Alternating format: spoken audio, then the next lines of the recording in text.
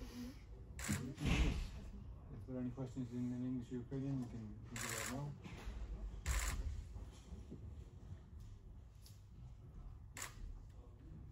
If not, you can go straight to Icelandic.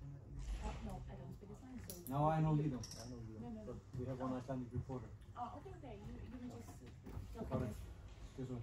in your language. Að taka mikrofónu eða eitthvað?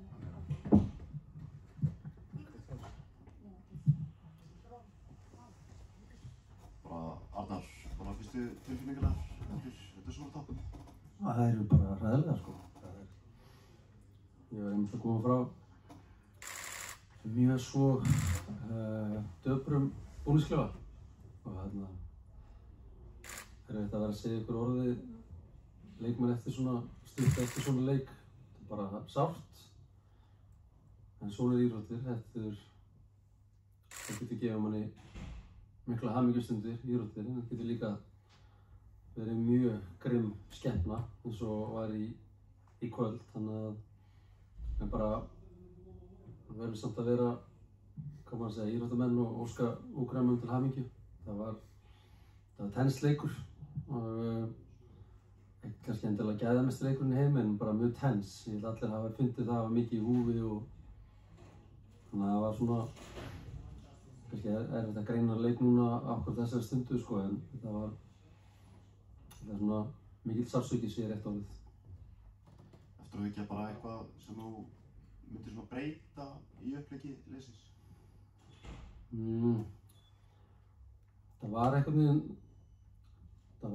svona leikur sem að mér leiði actually bara nokkuð vel á hliðlunni. Það var stroppuðu fullt mikið í seinni snemma, já, var það áætlunin? Nei.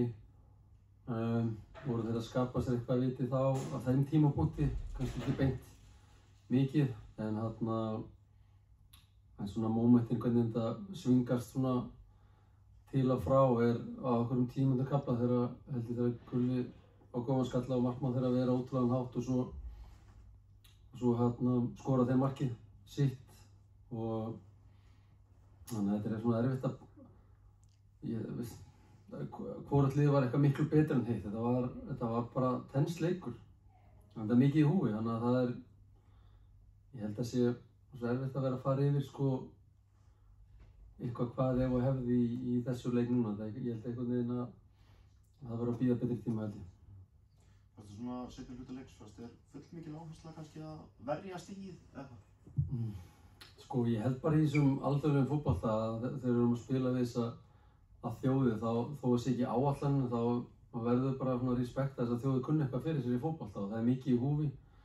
Það gerist í hvaða leik sem er, á hvaða leveli, það lið sem er að næja jafntefli, það ósjálfrátt droppa tilbaka og hitt liðið fer að kasta öll á það en þeir voru orðnir, kannski það sem ég get sagt að þeir voru örvæntingarfullir og þeir voru að dæla ansi miklu svona örvæntingarfullu boltum inn í teginn og maður kannski svona aðeins svektastu með að hafa ekki nýta svona kannski einhverja skyndisókna möguleikar og gera kannski aðeins betur úr okkar förstu leikardum sem voru þó nokkuð mörg í þessu leik en þú segir, mér leiði ekkert sérlega illa þarna á hliðarlega þrátt fyrir að við vorum lópla. Við vorum vanir að gera þetta mútið Frökkum í báðum leikjunum þannig að það var ekkert sem við vorum óvanir að gera. Þetta var svona þetta er bara leikur sem svingaðist þeirra megin með markinu sem að kom nánast upp úr engu. Það er bara svona, finnst þér þetta að það var mikið sjokk bara fyrir hópinn svona fyrstu? Bara svona mínútur eftir leik, bara svona að þú getur metið? Já, byttu fyrir þeim að þetta er mikið sjokk. Ég meina, mögulega líta kannski sumar á sem síðast tækifærið á að koma á svo stórmót. Fyrir ungu strákana, þá eins og við kannski talaðum á, það voru kannski í klefanum, þá voru tveir náungar sem höfðu upplifað 2013-2014 að rétt að missa og komast á stórmót. Þannig að það er erfitt fyrir þá að hlusta kannski bíði í 2 ár og bíði í 4 ár eftir næsta tækifæri en þetta er fljótt að líða í fótboltanum. En núna áttu bara að gera það sem áttu að gera eftir tapleikið. Það er bara að vera ógeðslega svekktur og sár. Þetta var stórt tækifæri, þetta verður stórt mót á næsta ári sem við verðum ekki þátttakendur í. Og svo hefst bara að greina hvað fór úrskýrt, ekki bara í þessu leik heldur í þessari keppni, af því að það bara staðarind hvað sem okkur líka betur verður. Ef þið mistekst þitt áætlanverk þá eitthvað að og spurning hversu mikið eða lítið það en klárlega eitthvað að sem að þarf þá að laga fyrir næstu keppni. Og líka að spyrja út í bara fyrra markið, ósættu það?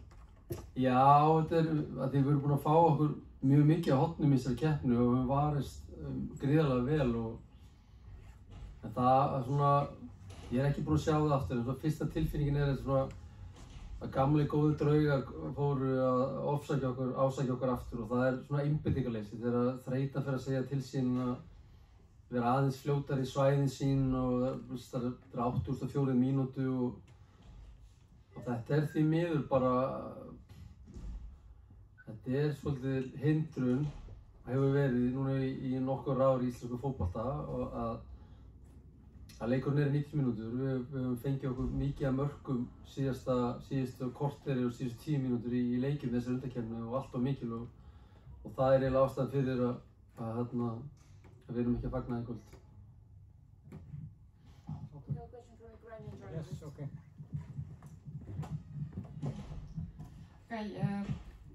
Команда Ісландії сьогодні грала так до 80-ї хвилини такою стіною, не давала просто Україні завершувати свої атаки все-таки успішно. На останні 10 хвилин все-таки це вийшло. І якщо попередній раз тренер говорив, що голи були таким на 1 з мільйона, типу такі бувають, то якими цього разу були голи і що не вдалося сьогодні Ісландії з України, на його думку? Iceland played like a wall till the 80th minute as a solid team in your own box, but 10 last minutes showed us that Ukraine can break this defense, and actually they scored 2 goals. After the previous match, we told that Ukraine scored the goals like once in a blue moon. How can you describe that goals that were scored tonight? It was obviously a really good goal from Ukraine's point of view, but a terrible goal from our point of view. It was disappointing because we have defended well in corners so far in the competition. So I was just saying to your colleague in Icelandic is that sometimes there's a big problem in Icelandic football at the lack of focus, especially towards the end of games, and that's sometimes the last hurdle for a player to get through. If you're talented and fit, yes, but you need to stay focused for 90 minutes, and we have conceded a lot of goals in the last 10 minutes of each half, not only second half but first half as well. So, but I congratulate Ukraine on the victory. It's very painful to lose this match, but this is sports. Sometimes it's happiness and sometimes you get heart ripped out of your chest, and then the sun will shine tomorrow and we move on. Як я можу описати ці голи? Це були прекрасні голи з точки зору України, але вони були жахливі з точки зору збірної Ісландії. І звісно, я можу сказати, що я вже відповідав на це питання на колезі з Ісландії, що є така проблема в ісландському футболі, коли ми втрачаємо концентрацію на останніх хвилинах. І сьогодні сталося власне це. І я говорю не лише про другий тайм, в останні 10 хвилин, а власне так само я бачив, як ми втрачали концентрацію на останніх хвилинах першого тайму. Але це гра, це футбол. І сьогодні ми пропустили 2 голи. І я мушу привітати Україну. Не мушу, я просто вітаю Україну з перемогою і з виходом далі.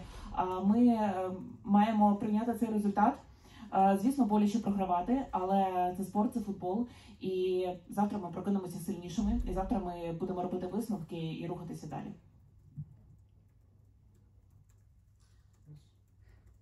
Thank you.